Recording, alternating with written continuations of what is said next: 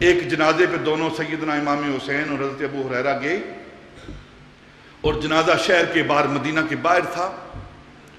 تو جنازے سے فارغ ہوئے تو واپس آئے، تو سفر لمبا تھا، پیدل جا رہے تھے، عرب کی گرمی تھی، تمازت آفتاب تھی، تو ایک درخت کے نیچے دونوں بیٹھ گئے۔ حضرت ابو ہریرہ بوڑھے ہیں، صحابی رسول ہیں، اور سیدنا امام حسین جوان ہیں، ایک درخت کے نیچے بیٹھے۔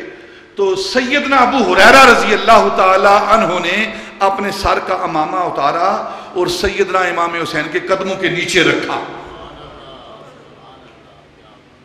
قدموں کے نیچے رکھا، اور چھاؤں میں ان کو بٹھایا، اور پھر ان کے پاؤں صاف کرنے لگے اپنے عمامے کے کپڑے سے۔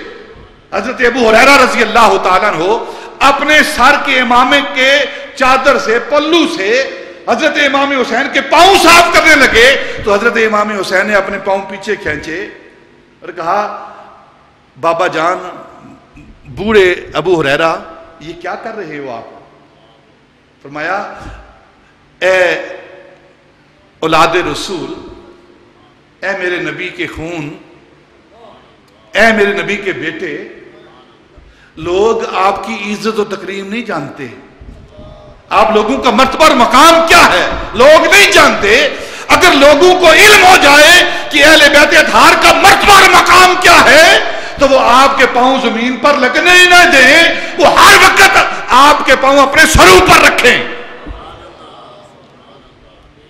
یہ وہ تعلق ہے اہل بیت اطہار اور صحابہ کا، مودت کا یہ عالم ہے کہ حضرت ابو ہریرہ جیسی شخصیت، سیدنا امام حسین جو عمر میں ان سے بہت چھوٹے ہیں، لیکن ادب و احترام کا یہ عالم ہے کہ ان کے پاؤں کو اپنے سروں پر رکھنے کے لیے تیار ہیں۔